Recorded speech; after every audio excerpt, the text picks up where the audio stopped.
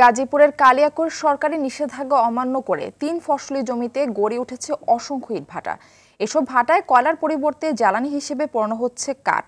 এতে পরিবেশ বিপন্ন হওয়ার পাশাপাশি হুমকির মুখে শত শত হেক্টর কৃষি জমি।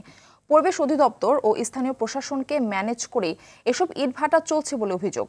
কালিয়াকৈর প্রতিনিধি কামাল হোসেন বিপ্লবের তথ্যচিত্রে বিস্তারিত জানাচ্ছেন নাদিরা সুলতানা।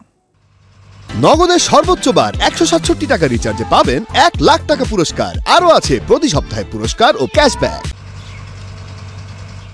ইটভাটা গিলে খাচ্ছে ৩ ফসলি জমি। গাজীপুরের কালিয়াকৈর উপজেলার প্রায় ৩০টি ইটভাটা গড়ে উঠেছে ৩ ফসলি জমিতে। এই ভাটাগুলোর বেশিরভাগের লাইসেন্স নেই। আইনের তোয়াক্কা না করে অবাধে কাঠ পোড়ানো হচ্ছে এই ভাটায়। কৃষকদের অভাবের সুযোগে মাটি কিনে নিচ্ছে ভাটা মালিকরা। এতে উর্বরতা হারাচ্ছে কৃষি জমি। এদিকে ভাটার আশেপাশে রয়েছে অসংখ্য শিক্ষা প্রতিষ্ঠান, যার ফলে প্রতিনিয়তই অসুস্থ হয়ে পড়ছে শিশু ও শিক্ষার্থী সহ নানা বয়সের মানুষ। কৃষি জমিতে আবাদি ফসল সব নষ্ট হয়ে যাচ্ছে।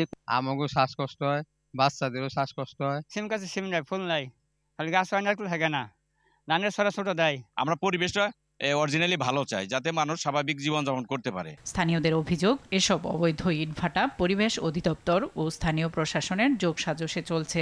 আসে প্রশাসন ভূমিকা পালন করে, গাড়ি বন্ধ করে, তারপরে 2 দিন পরে দেখি গাড়ি চলে। কৃষি জমির মাটি নেয়া কাঠ পোড়ানো সহ সব অভিযোগ অস্বীকার করলেন ভাটা মালিক কর্তৃপক্ষ। প্রথম অবস্থায় হয়তো ২০-৫০ মণ লাগে যখন আগুন ধরায়, তারপরে আর কোনো কাগজ মাগনা দিলেও কাঠ পোড়ানোর কোনো অপশন নাই। যদিও অবৈধ ইটভাটার বিরুদ্ধে দ্রুত অভিযান নেওয়ার কথা জানান কর্মকর্তা। যেসব ইটভাটার লাইসেন্স নেই সেসব ইটভাটাগুলোকে আইন অনুযায়ী জরিমানা বা তাদেরকে ডেমোলিশ করা যে বিধান আছে সে অনুযায়ী ব্যবস্থা নেওয়ার জন্য রিকমেন্ড করেছি। শিগগিরই আপনার গাজীপুরে যেসব অবৈধ ইটভাটা আছে সেগুলো ভেঙে ফেলার জন্য উদ্যোগ গ্রহণ করা হয়েছে এবং হয়তো এই মাসে থেকেই শুরু হবে। অবৈধ ইটভাটা বন্ধে প্রশাসনের কঠোর পদক্ষেপ দাবি করেছেন এলাকাবাসী। নাদিরা সুলতানা, RTV।